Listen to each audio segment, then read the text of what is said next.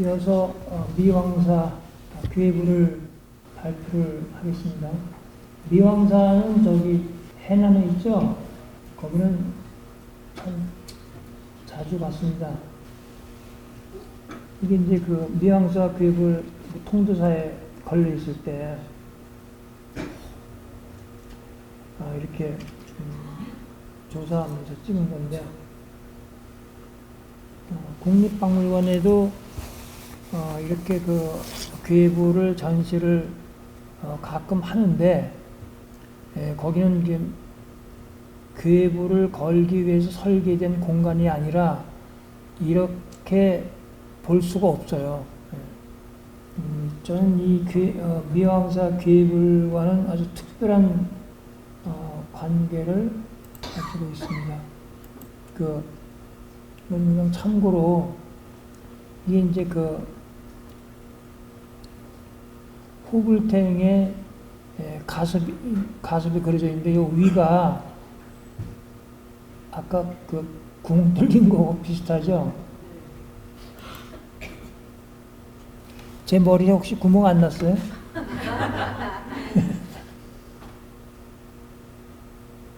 이제 가섭은 이제 열애가 될 준비가 다 돼 있는 거죠. 그래서 여기에 보주가 나오는 이제 구멍입니다, 이게.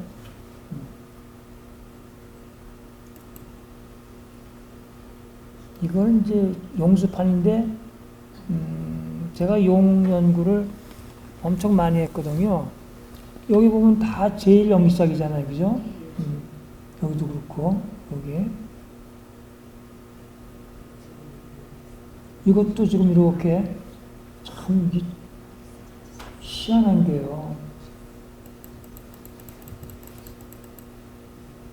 보주에서 제일 연기싹이 둘 나오는 거예요. 이렇게. 제가 용수판을 참 많이 공부를 했어요. 여기서 이제 제일 연기싹이 4개 그 정도 있고, 여기 밑에도 있고, 이거 참 지금 보니까 이게 다 보주거든요, 이게. 제일 연기싹. 모든 문양은 내가 찾아낸 조형 언어의 음소 4가지로 되어 있어요. 제가 이제 그려본 거예요.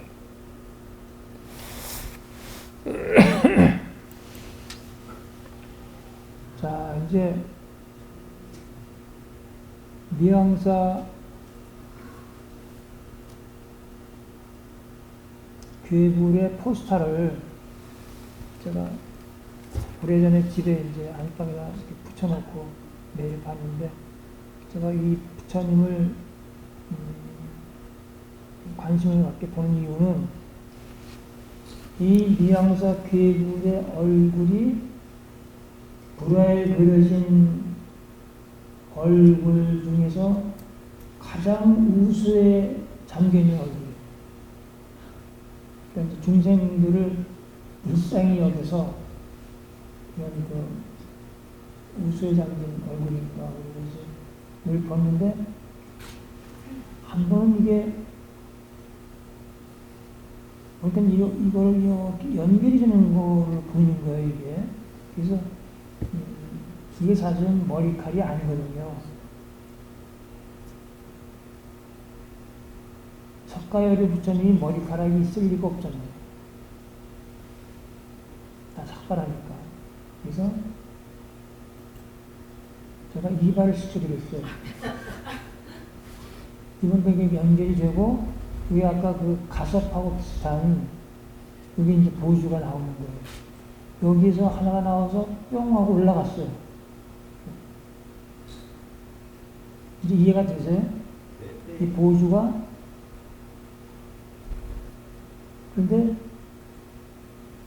제가 얼굴만 보주라고 생각했지 온몸이 보주라는 건 생각 못했어요.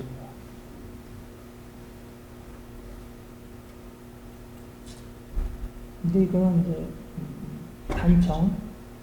단청도 이거 단청은 정말 대단한 건데, 우리가 절에 가면은 그 외부에 그 단청이 많은데 그 하나도 안 보이거든요. 그것도 보면 보조에서 제일 연기시작이 두 개 나오는 거예요. 다시 제3 연기시작에 위해서 보조가 나오고, 여기서 제일 연기시작, 보조가 나오고, 또 보조가 나오고 하는 게 이게 단청이거든요. 근데 격, 녹화, 결련 이런 건 뭐 이게 이 단청의 용어는요 100% 틀려요.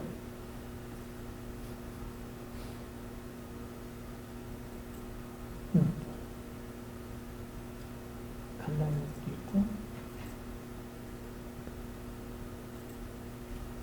이 절에 가면 이거 엄청 많거든요. 아까 여기 있는 이런 이건 뭐 사람들 눈길 하나도 안 가죠. 근데 이거 하나하나가 엄청난 거예요. 하나하나가 다 이거예요. 이런 것들.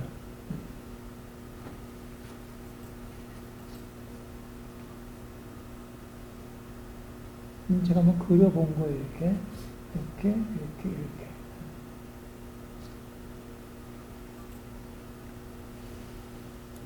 이제 여기서 보조가 하나 나오고, 사실은 여기서 무량한 보조가 나오는 건데, 그거를 이제 간단히 표현한 거죠. 여기 지금, 머리에서 나온 보조에서 또 보조가 나올 거 아니에요, 그죠? 여기 있네요, 그죠? 여기서 이제, 여기서 영음이 나오는 거예요. 그러니까 아까 제가 조형 언어의 4가지 음소가 다 보조에서 나오는 거예요. 또는 제일 연기싹이 4개가 모여서 이제 힘을 줘서 여기서 갈라지는 거죠. 꼭 2갈래로 갈라집니다. 2갈래로 돼서 그래야지 나중에 이렇게 다시 어루서서 또 이렇게 전개될 수 있게끔 이렇게. 그래서 제가 그 미왕사 교회부에서 처음으로 열애가 보조구나 하는 것을 알게 된 저와 인연이 깊은 불화가 미왕사 교회부예요. 그다음에 이제 가슴에 복부 위쪽에 연기물이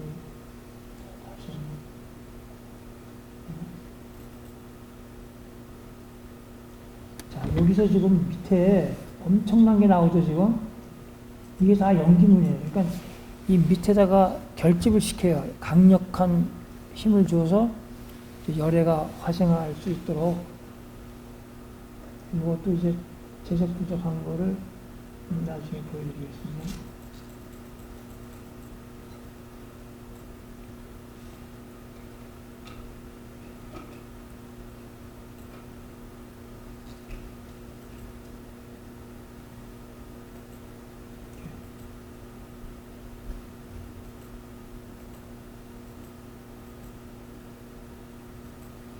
자, 여기 이제 가슴에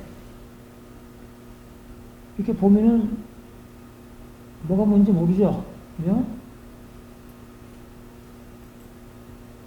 그럼 이제 제작 분석하는 해볼게요. 그러니까 문자 언어에도 처음과 끝이 있잖아요. 나는 학교로 간다 그러면 나는 시작해서 간다로 끝나잖아요. 조형 언어도 소리는 안 내지만 언어이기 때문에 처음과 끝이 있어요. 처음이 여기 가운데 중앙에 있습니다. 제일용기사 길게 나오죠. 또 2개 나오죠.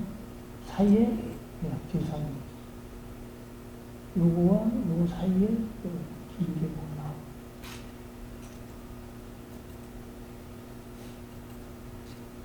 그러니까는 이런 문양을 이렇게 설명을 할 수 있다는 게 또 기적이에요. 이건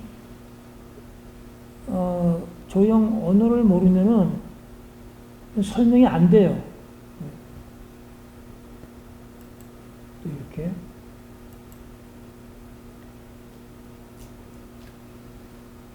제1, 제2, 제3 또 이렇게 그래서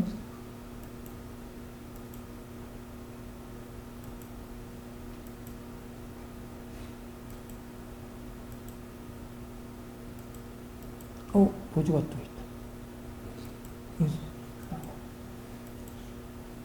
또 보조가 나와.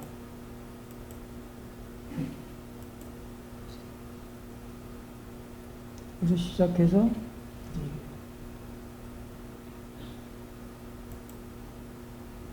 긴 제1형 기적이 나와. 그러니까 이게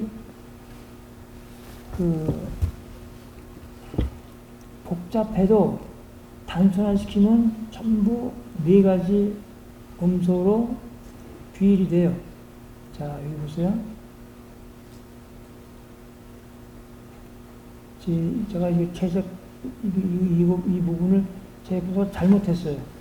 처음에 이거를 먼저 하고, 그 다음에 이걸 하고, 그 다음에 이거를 색칠한 다음에, 그 다음에 이거를 또 해서 이걸 그려야 돼요. 순서가. 아시겠죠?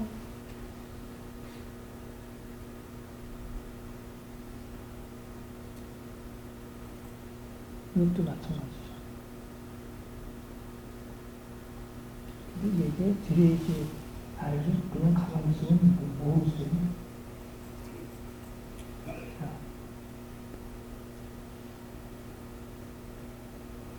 또 이것과 이것 사이에서 이게 나오잖아요. 그죠? 여기서 또 이게 나오고 또 이게 나오고 그 사이에서 이게 나오고 또 이렇게 돼가지고 그 사이에서도 이게 나오고 이렇게 그 전개가 아주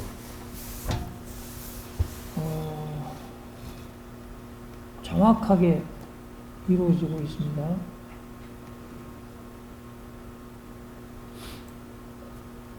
자, 이것도 이제 이 사이에서 또 이게 나오고 또 이것과 이거 사이에서 이게 나오고 마찬가지죠. 그래서 이거를 다 재색 분석을 하면은 엄청난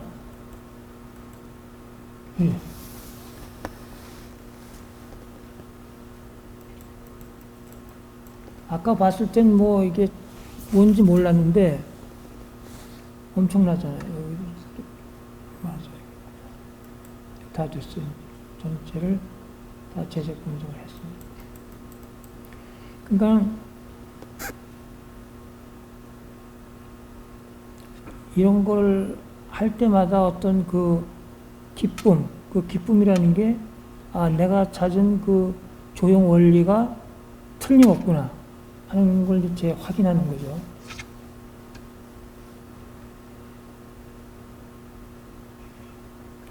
그런데 처음엔 이게 뭔가 그랬어요.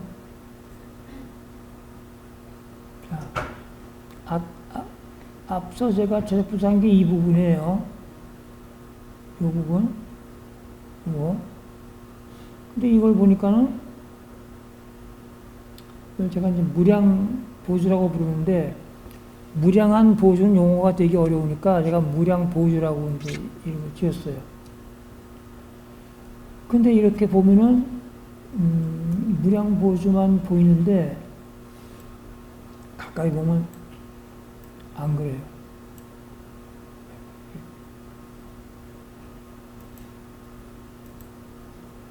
이래요.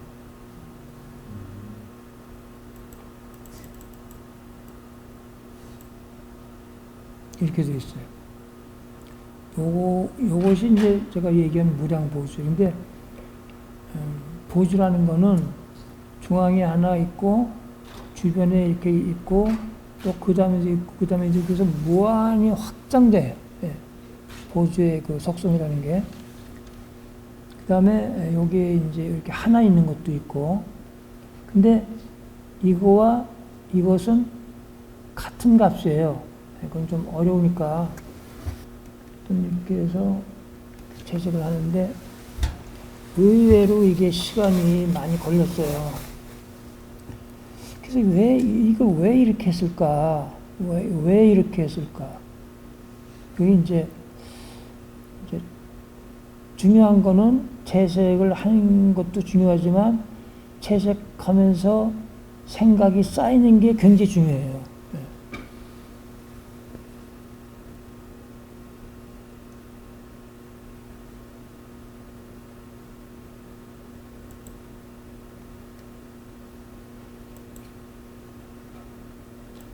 다 했어요, 이렇게. 밑에 부분은. 이게, 복부라 그런지 하여튼 여기, 이항사, 이런 거는 전에는 제가 분석을 못했던 건데, 이번 기회에 했습니다. 또 한 게 있는데, 이게 뭐냐면 이제, 이게, 이렇게 꼬불꼬불하게 하는 이유가 있구나. 여기에 이제 보조가 다 들어갈 수 있다는 걸 알게 됐어요. 그래서 여기다가 보조를 다 그려 넣었어요. 이렇게. 그럼 이렇게 되면 이제 복잡하니까 이렇게 그 단순화시켜서 밑에 있는 것처럼 이렇게 변한 거죠. 그럼 이게 뭔가 그랬더니 여기 이제 보조가 들어가는 자리구나. 전체를 다 또 그렇게 그려 넣었어요. 이거하고 이것이 같은 값이다. 이것이 이렇게 되는 거예요. 이것이. 이렇게 되는 거예요. 그 가슴에 있는 게 아까 그 원화에서 봤을 때는 뭔지 몰랐는데 이렇게 하니까 굉장히 명료하게 나오고 명확하게 그 연기문의 흐름을 알 수가 있잖아요. 그죠? 그러니까 채색 분석이 제가 느끼는 게 뭐냐면 내가 채색 분석이 늘고 있구나. 채색 분석은 한마디로 조형 그 어떤 작품의 그 조형 언어를 읽어 나가는 과정이에요. 그러니까 채색 분석을 거치지 않으면 몰라요. 저도 몰라요. 그 다음에 절에 가면 닷집이라고 있죠. 그 닷집이 그게 굉장한 거거든요. 닷집. 그러니까 법당이 이렇게 있고 들어가면 이제 불단이 있고 이제 그 부처님 계시고 그 바로 위에 닷집이 있어요. 닷집. 그러니까 법당이라는 큰 공간 안에 다시 벽은 없지만 또 하나의 작은 공간이 있어가지고 바로 열애 위에 천정이 있는 거예요. 닷집이라는 게 굉장한 거예요. 우리나라 닷집이요. 저는 뭐 갈 때마다 감탄하지만 닷집이 다양하고 굉장합니다. 근데 닷집 연구를 안 해요. 현재. 또 닷집이라는 게 벽은 없지만 열애가 이제 앉아 있는 바로 위에 있거든요. 거기에 또 하나의 작은 공간이 있는 거예요.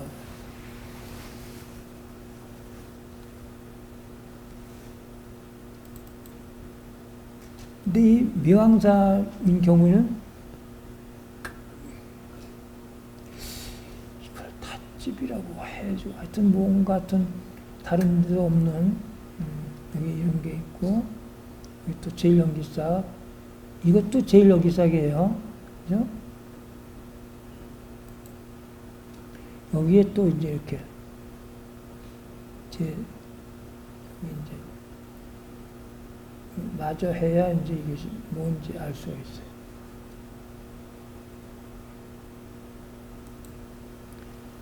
여기 요것이 이제 중요한 조형들이죠. 것들이 계속 있고 또 계속 이렇게 나옵니다. 그다음에 그 위로 뽕긋뽕긋한 게 또 이렇게 나와요.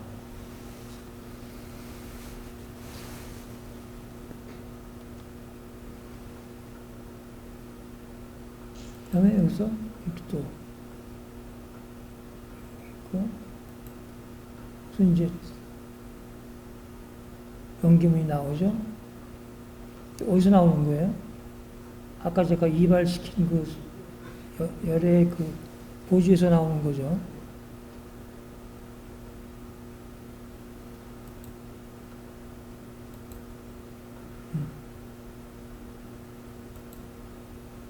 여기에서 두 가닥의 연기문이 뻗어나갑니다.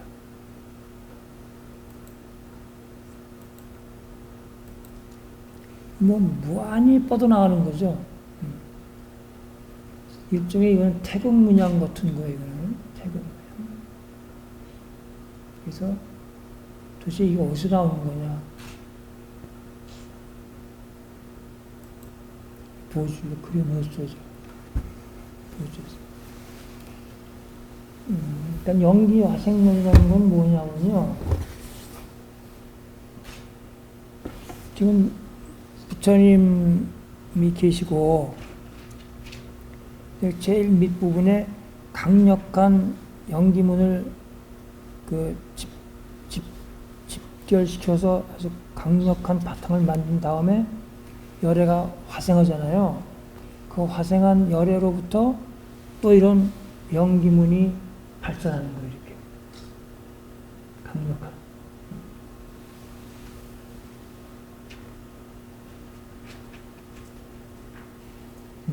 세습 분석은 왜 하느냐? 내가 그거를 그린 장인과 한몸이 되는 거예요. 아, 이 장인이 이런 의도로 그렸구나 하는 걸 내가 체험하는 거예요. 내가 장인이 되는 거예요. 아, 장인이 무슨 생각을 그렸으며, 어떻게 그렸으며, 뭐 그런 거를 이제 생각해 보는 거죠. 그러니까 재색 분석을 한다는 거는 여러 가지로 굉장히 중요한 과정이에요. 그러니까 우리가 살고 있는 문자 언어의 세계와 다른 조형 언어의 세계, 우리가 몰랐던 그런 세계로 들어가는 거죠. 재색 분석을 통해서 좌우에 열애가 계시면은 좌우에 이런 문양이 있어요. 근데 이건 참 굉장한 그림이에요. 이거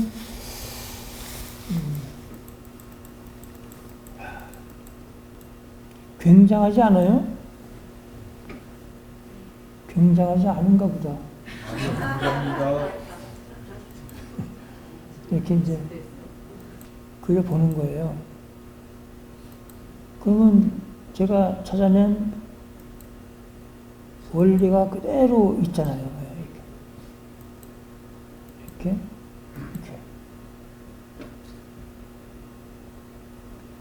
이것도 강력한 연기문이죠. 그러니까 아래에도 있지만 좌우에도 있는 거예요. 여기 이제 그 팔보.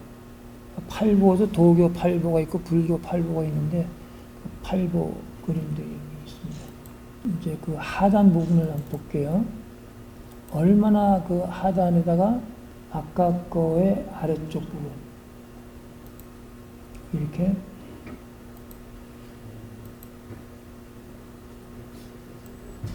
이제 뭐 이런 거 이제 이해하기 쉽죠?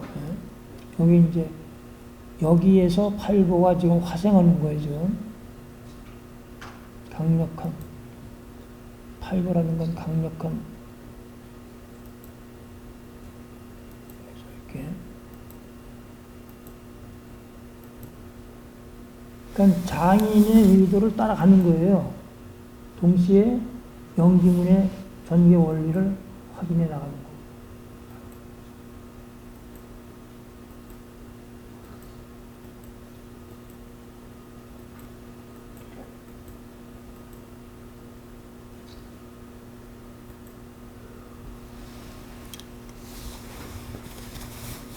그러니까 제일 밑에 부분도 그렇지만은 양쪽 옆에도 아주 강력한 연기운이 표현되어 있습니다. 그러면 자, 보세요. 자, 여기 지금 이게 제1연기짝이죠. 나갈 때 시험을 봐야 되는데. 그러니까 제2, 거기서 눈 옆에서 나오는 거고, 거기서 이렇게 줄기가 나오잖아요. 이거과 이거 사이에서 이렇게 나오고.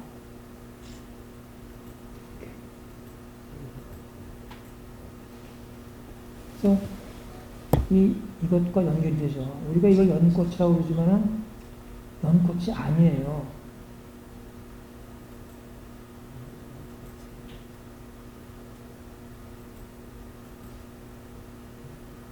이게 또 연잎도 우리가 아는 연잎이 아니에요.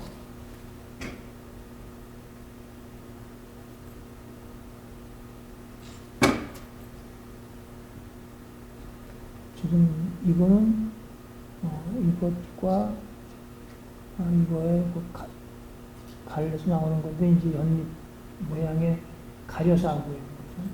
이렇게.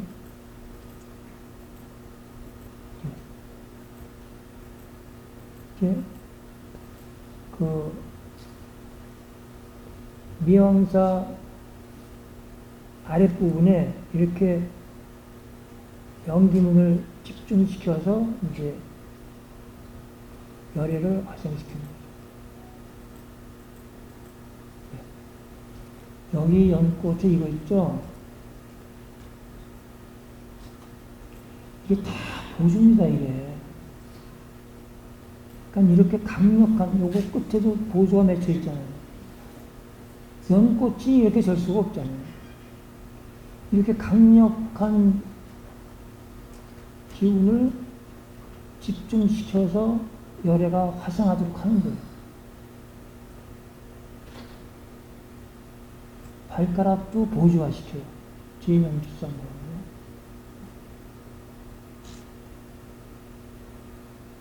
양쪽 발이 다 그렇거든요. 그리고 우리가 모란이라고 알고 있는 거 있죠? 그거 다 모란이 아니에요. 그 증거로 이것만 하나 더. 이 용왕, 요즘 용왕이 있고 또 용왕비가 있어요. 근데 요 용왕의 모자가 있는데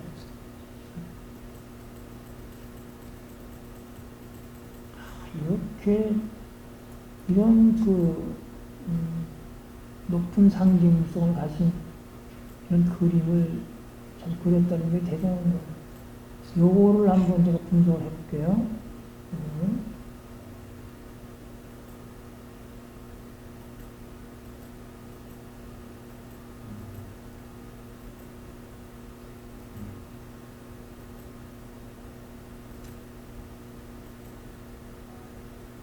이게 다들 뿡긋뿡긋합니다. 모런이라고 그래요, 학교에서는. 이것도 잎이라고 그러죠? 그것도 잎이 아니에요.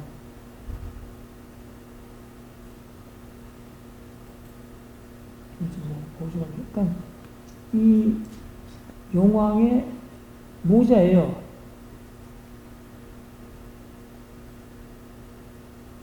용왕이 무슨 모자를 써요? 그러니까 용왕으로부터 발산한 기운을 얘기하는 거죠. 이게 이제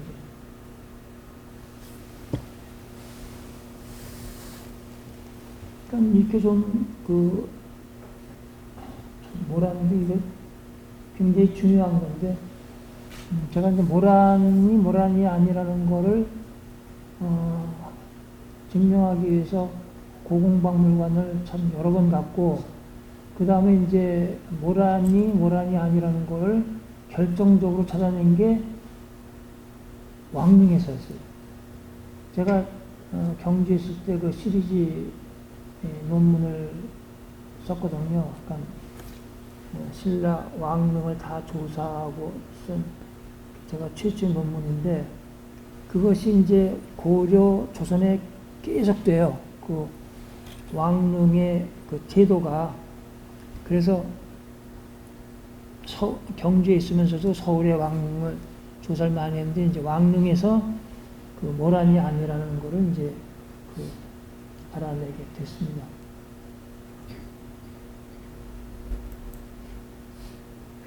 모란이라고 부르는 거는 다 모란이 아니다라고 하시면 돼요. 그러면은 이제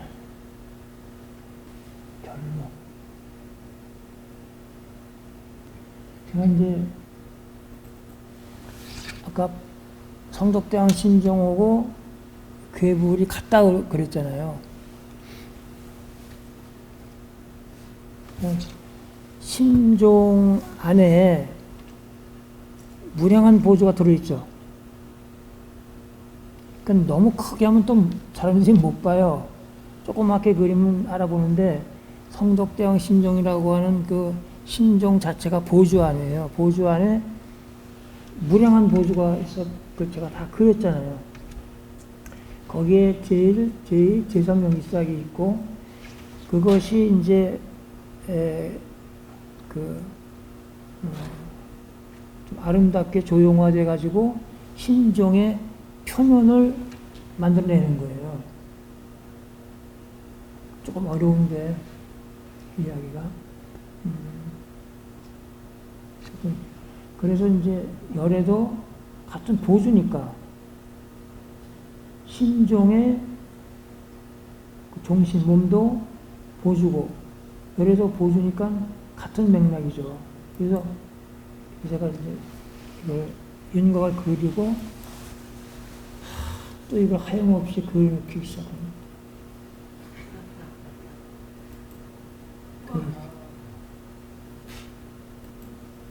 그럼 이제 여기 안에 이런 제1연기싹, 제2연기싹 이런 형성이 되는데, 그것이 밖으로 나타난 게 법 위에 있는 문양들이에요. 조금 이해가 어려우실 거예요. 그러니까 그럼 그럴 줄 아세요?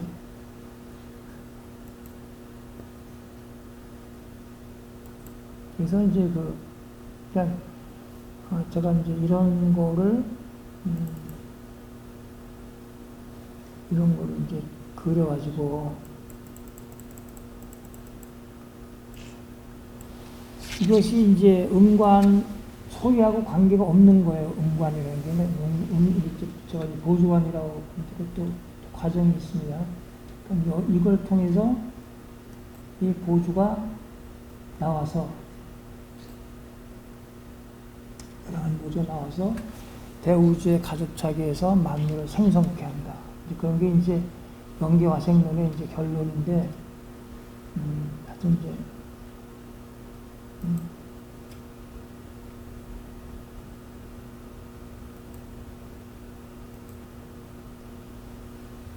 제가 이거를 그때 그 신종을 그릴 때도 고민을 많이 했어요. 내가 이렇게 해도 되는가? 이게 맞는 건가? 열애도 이제 마찬가지고. 근데 그런 이제 여태까지 이제 제가 하면서 그런 고민을 많이 해왔습니다.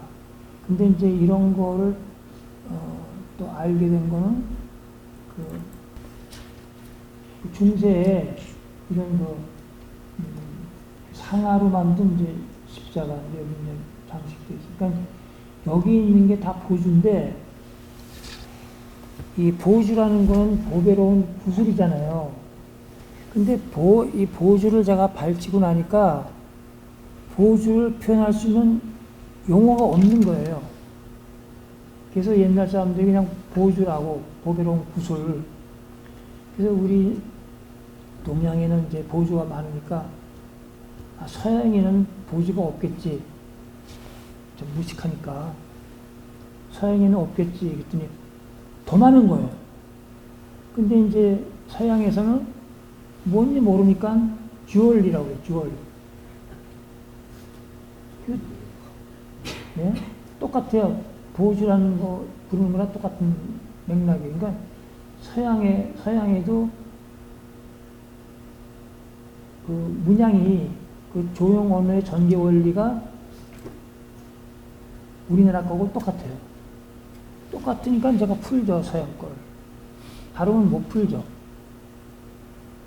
그러니까 뭐 서양 것도 엄청나게 많이 했어요. 뭐 남미 거, 뭐 여러 군데 거 다 똑같아요.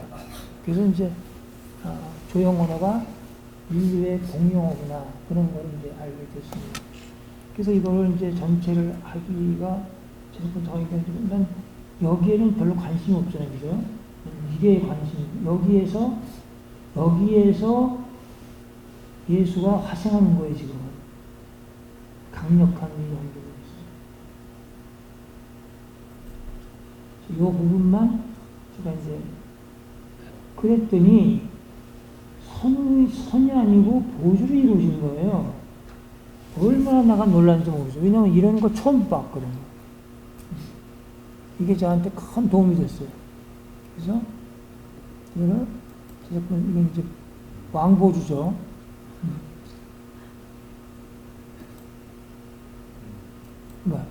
제일 넘기짝이 연이어서 전개되죠. 이렇게.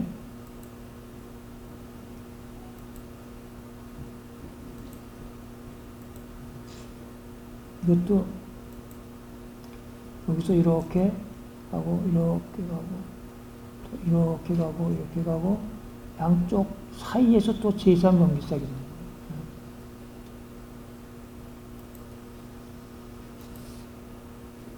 그 반대쪽도 마찬가지입니다.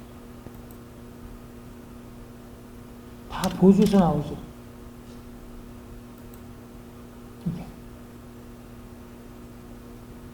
보주에서 무량한 보주가 나오는데 제1연기상 모양으로 나오는데 다 보주로 되어 있다.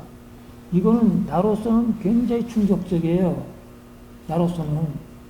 그래서 그 당시에 우리 수강생들 보고 꼭 저작 분석을 해오라고 이제 부탁을 한 이유가 거기거든요. 이렇게 되는 거예요. 단순화시키면.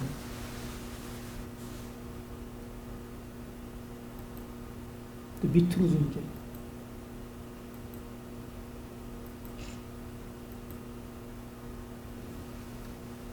그래서 성덕대왕 신종이나 그 열애처럼 제가 이제 보주를 많이 그리고 이제 거기에서 제1, 제2, 제3 연기삭을 표현할 수 있는 거는 이것 때문에 가능했던 거예요.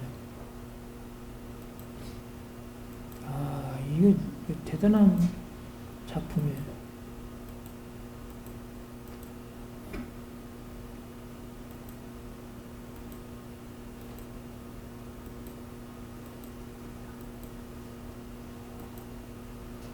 그리고 제가 체적 분석을 왜 계속 하느냐 하면은 음소가 넷인데 더 있을 수 있지 않을까? 이제 없어요. 이제 더 이상 없습니다. 혹시 더 있지 않을까 해서 계속 해본 거죠. 이렇게 해서 그러니까 이제 밑에 있는 부분 이런 거를 이제 다 연기문으로 보주로 표현할 수 있다.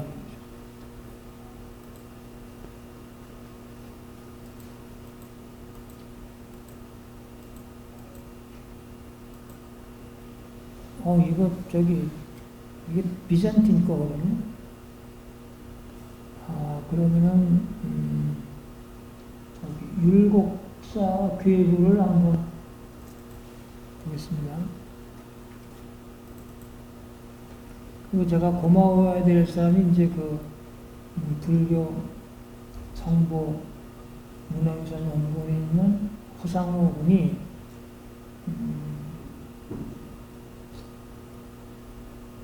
나한테만 줘요. 근데 잘 안 주죠. 이 괴물 사진을 100MB짜리 보내라 그러면 꼭 보내줘요. 그래서 허상호, 거기 있는 허상호 실장에게도 감사의 표시를 표하고 싶습니다. 이제 여기 일국사 괴물인데, 제가 이제 이거를 보고 놀란 거는, 이제 뭐 보관은 보관이 아니죠. 네. 이 천이띠에서 이런 엄청난 연기문이 나오는 거예요. 이건 말도 안 되는 거 아니에요, 그죠? 이게 이제 그 주변에 영화가 이렇게 있고, 이게 굉장히 중요한 거예요.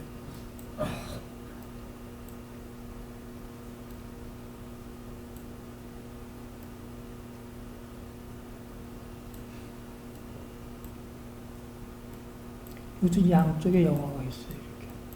네. 그러니까 이제 밑에 밀집시키는 것 대신에 이렇게 그 주변에다가 이렇게 영화를 많이 그려놔서 이제 표현을 한 거죠. 자, 이렇게 그리면은 이래요.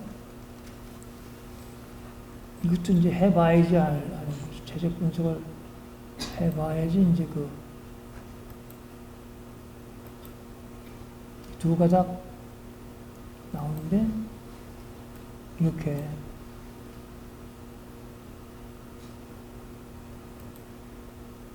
영화가 나오는 거예요. 이렇게. 그러니까 이 영화가 다른 데서는 이렇게 좌우 공간에 있는데, 이거는 지금 이 띠에서, 천이에서 생겨나요, 영화가.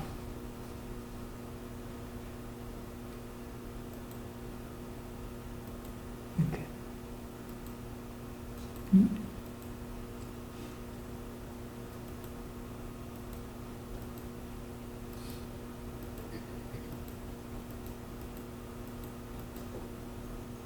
굉장히 긴 거예요.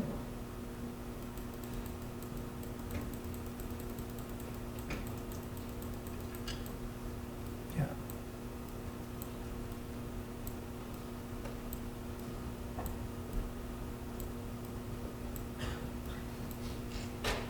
이게 이제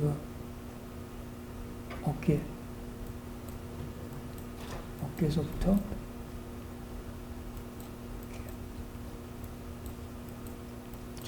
영화가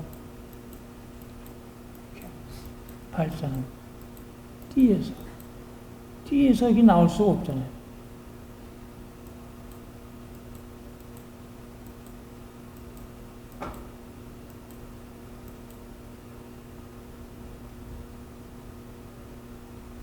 그러면은 이게 어떻게 해서 이런 것이 가능한가? 그러니까 이제 긴 거를 이어서 제가 이게 만든 겁니다. 이것도 이제 이런 가슴 부분에 또 이런. 다음에 이제 그런 게 두 군데가 있는데, 한번 더 볼까요?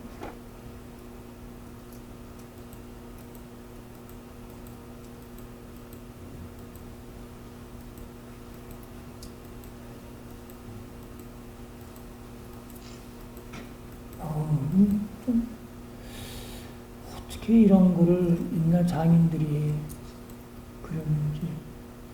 다 제일 영리작이잖아요, 그죠? 이것이 제3 영리작 이런 것이 뒤에서 발전해 나와요. 이것도 제일 영리작으로 된 거를 천이띠의 마지막 부분으로 삼은 거죠. 그러니까 모두 연기문이에요. 네, 좀 연이은 제일 영리작 이런 거. 하여튼 일국사도 굉장히 엄청난 작품입니다. 근데 영화를 한 가지만 더 보죠. 그 주변에 이제 영화가 많잖아요.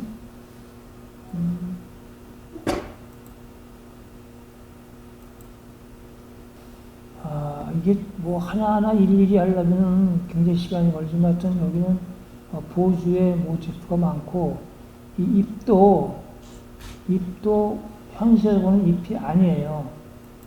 이렇게 이런 것들, 이런 거 다 중요한 거죠. 그러면은 그 성덕대왕 신종에 피천상이 있는데, 제가 경주 오래 살면서 맨날 보죠. 이제 제 방이 있으면 이제 바로 보여요, 이제 신종이. 매일 보는데 처음에는 아무것도 안 보여요. 그러면 언제 많이 갔냐면은 제가 이제 고구려 고분 벽화를 거기 이제 그 문양 90%를 풀어내고 나서 알았기 때문에, 그건 이제 대학에 있을 때 그랬으니까, 그러면 연구원 차린 다음에, 그 다음에 경주를 엄청 많이 갔어요. 그건 제가 봤던 게 이제 보이는 거예요. 그래서, 경주를 떠난 다음에,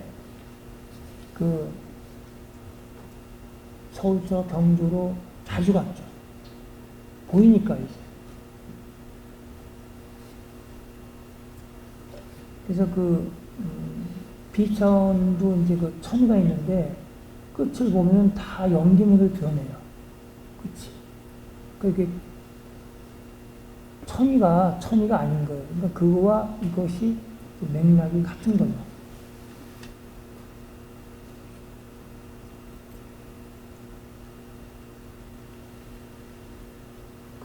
은혜사를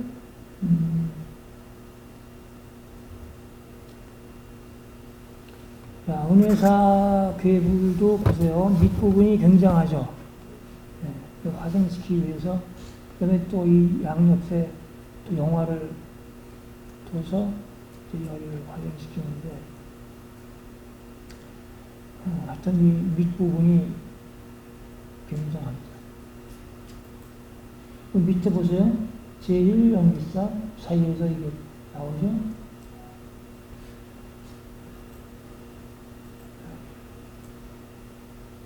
한쪽부터 이게 다 보수입니다. 이거. 그 다음에 이게 연꽃 잎 모양의 위에 제1연기사 표현을 또 했어요. 이렇게. 여기서 요 제1연기사 갈래서 나오고, 그 갈래서 또 볼인데 이 나오고, 또 이것과 이거에 관련해서 이 나오고, 그래서 이제 계속적으로 해나가면 엄청나요. 이렇게.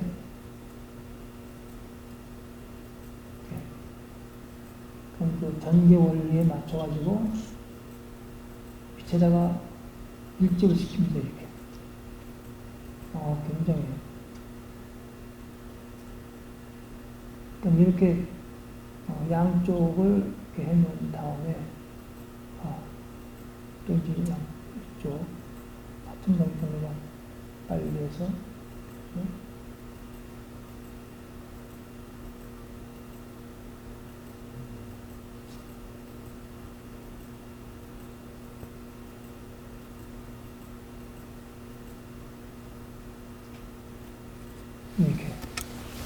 이렇게 엄청난 연기문을 밀집시킨 그런 경우가 많죠. 근데 이런 거는 독전이 그려진 괴물에만 가능하지, 그냥 후불탱이는 작은 불화에는 불가능해요. 이렇게 자세하게. 그래서 제가 이제 괴물에 착상한 건 뭐냐면은, 보통 불화에서 표현할 수 없는 것이 괴물에 아주 자세하게 표현되어 있구나 하는 걸 알고, 이제 괴물 연구를 통도사의 이제 괴부를 걸기 시작하면서 20년 동안 그 괴부를 많이 보고 조사도 하고 이제 그래서 이제 이런 발표를 하게 됐습니다. 그 다음에 여기 이제 또 따로 이렇게 약간 복잡한 거를 압축해서 이제 영화를 이제 표현했는데 영화 표현이 굉장히 아름답습니다. 이렇게 강력한 똑같죠, 전기 원리가. 그래서 이런 영화를 좌우에 쫙 배치를 했어요. 근데 이 장인의 솜씨도 기가 막히지만은 이 장인은 어떻게 알았냐고요.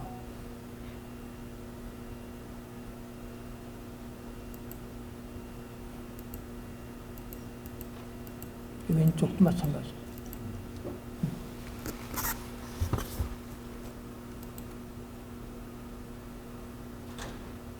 그 다음에 이제 세부, 예를 들어서 옷에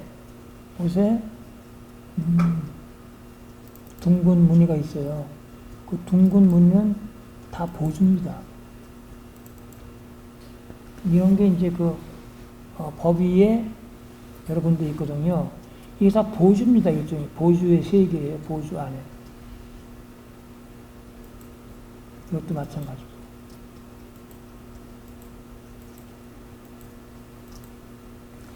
그러니까 보주라는 것을 모르면은 한 발자국도 나아갈 수가 없어요. 그러니까 보주가 뭔지를 지금도 알아가는 중이에요. 여기서 저는 여기 구멍을 메꿨잖아요. 그러니까 제가 통도사라면서 이건 이게 메꾸 물론 이제 이렇게 해서 빨간 보주가 나온다는 것을 표현한 거지만은 거기에서 뭐가 나올지 모르니까 거기는 제재를 하지 말아야겠다. 근데 그걸 이제 통도사 거를 하면서 이제 생각을 하는 거죠. 이런 것도 있고 다양한 그 원형 그게 이제 뭐 고려 불화에도 있고 엄청 많아요. 그 모두 보주의 표현이거든요.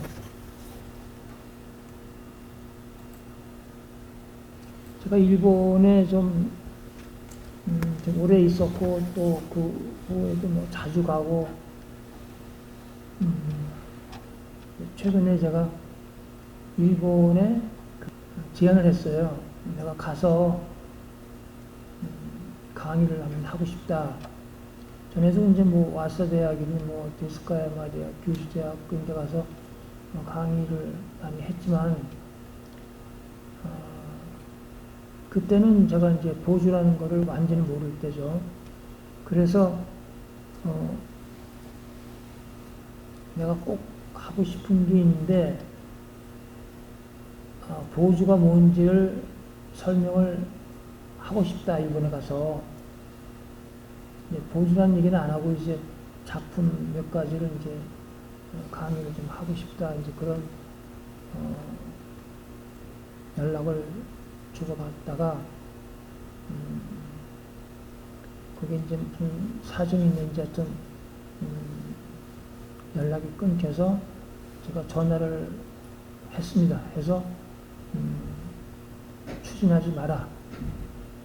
그리고 제가 한마디 했어요. 보주라는 얘기는 안 하고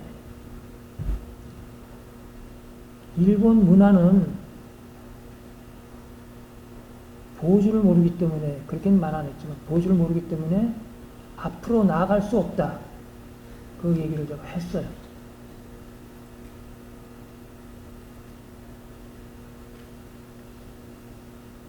그러니까 지금 모든 세계가 보주를 모르기 때문에 앞으로 나아갈 수가 없는 거예요. 왜냐하면 모두 보주의 표현이에요. 보주에서 제1연기싹이 나오잖아요. 제2연기싹이 나오고 제3연기싹이 나오고 그걸로 제가 전 세계 거를 다 풀잖아요. 그럼 서양 사람들이 뭐 일본도 그렇고 하나도 못 풀어요. 그러니까 문자 언어의 세계가 개척한 어떤 세계가 이만하다면은 내가 개척한 조형 언어의 세계는 엄청 더 넓어요. 아까 말씀드렸듯이 박물관에 있는 전시품이 다 문양이에요. 문양이 아닌 거는 문인화밖에 없어요. 문인화. 되게 해와서 하는 사람들이 문인화를 하잖아요.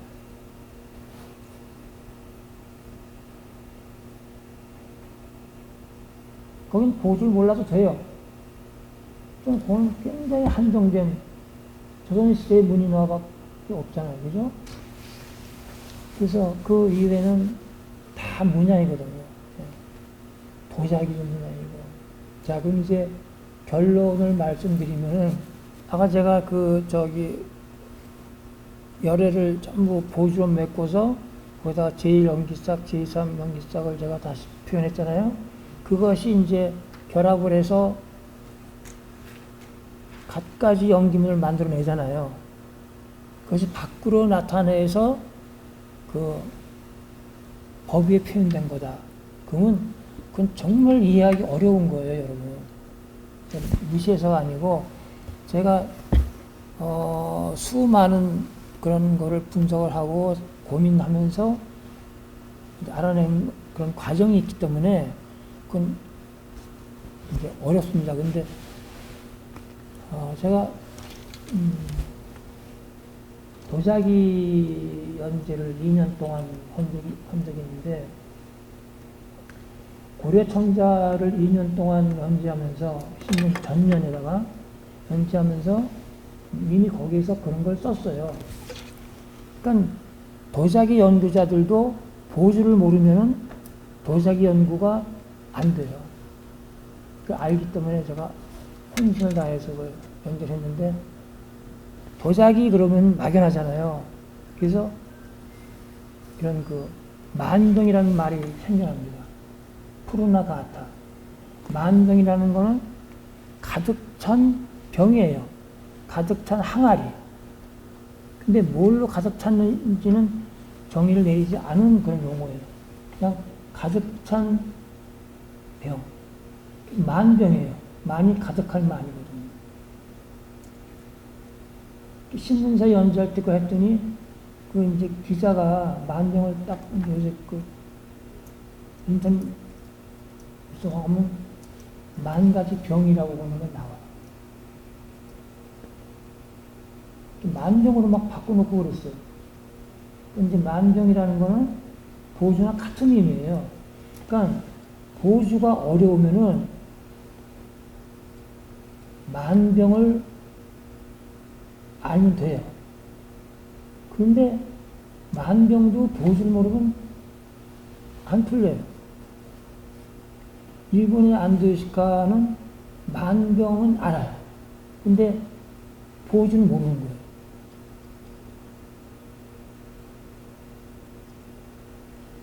여러분들 박물관에 가면은 조선의 청아백자, 고려 청자 많이 있잖아요. 그게 다 만병이고 다 보주예요. 그 안에 있는 것이 밖으로 나와서 문양이 되는 거예요. 너무 어려워서 오늘 그냥 마지막으로 제가 하나 보여드릴 게 있어요. 제가 이게 호림에서 봤던가, 이걸 보고 내가 충격을 받았는데,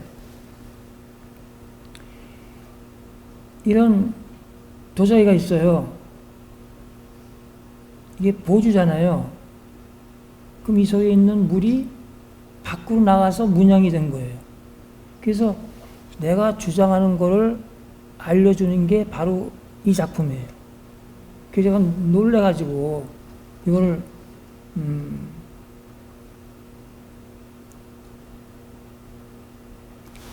보여주는 항상 구체뿐만은 아니에요.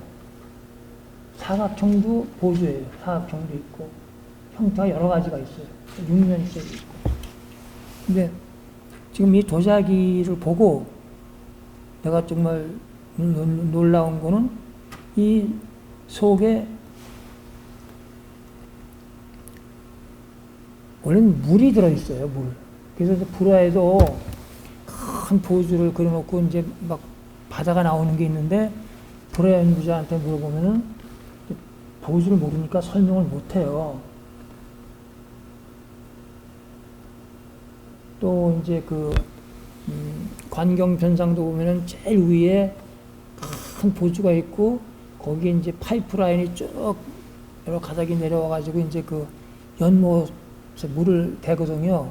거기에서 이제 여러분은 제 강의를 들었기 때문에 이제 극락에 가실 거예요. 그래서 그 연못에 연화화생하는 거예요. 여러분들은 이제 연화화생하실 거예요. 보주에는 물이 가득 물. 그러니까 오늘 한 얘기는 전부 물에 대한 얘기입니다. 4개의 형태소, 음소, 4개의 음소를 제가 이제 형태소라고 바꾸는데, 이제 그거는 발랄하지 않으니까, 조용언어는 그 형태소로 이제 제가 바꿔서 이제 부르기도 하는데, 하여튼 그 4가지가 다 물을 상징해요. 그 연이어서 막 가잖아요. 그게 다 물이거든요.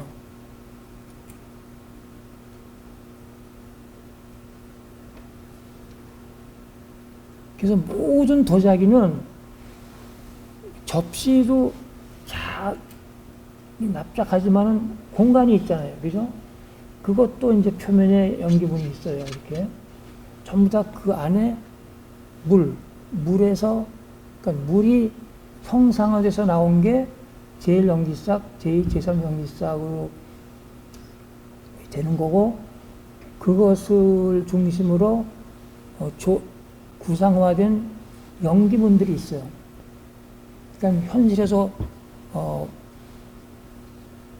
보지 못하는 거죠. 근데 이제 가장 이제 그 쉬운 거는 국화문이라는 게 있어요. 국화문은 국화가 아니에요. 고려 청자에 있는 국화문은 전체가 국화문이 아니고 다 보조문이거든요. 그러니까 도자기 연구에 얼마나 오류가 많은지 몰라요. 그래서 이거를 보는 순간에 이게 내가 한 게 말이 맞구나. 그럼 구불 나오잖아요. 구불. 이게 파상문이거든요. 파상문이 물을 상징하는 거예요. 여러분 그 삼국시대 그 도기에 제일 많은 게 파상문이거든요. 여러분 뭐 삼국시대라고 얕잡으면 안 돼요. 구석기 시대라고 얕잡으면 안 되고, 구석기 시대에 엄청난 그런 문양들이 있어요. 이미 보조 표현이 구석기 시대부터 이루어졌어요. 그걸 이제 제가 증명을 한 게 있거든요. 그 다음에 뭐, 신석기 시대에도, 신석기 시대는 이제 우리가 조금 단순하지만은 중국의 신석기 시대 문양은 엄청납니다. 청동기 시대.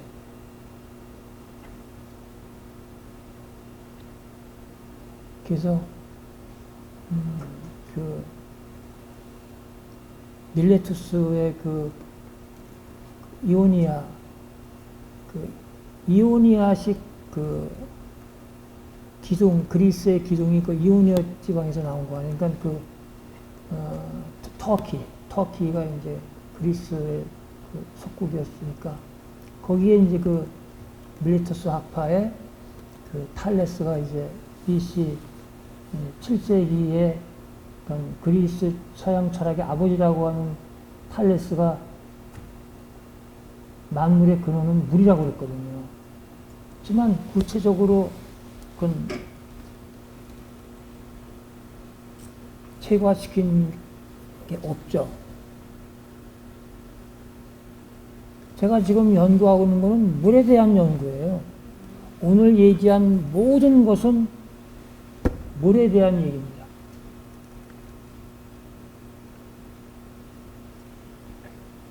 자, 오늘 이것으로 마치겠습니다.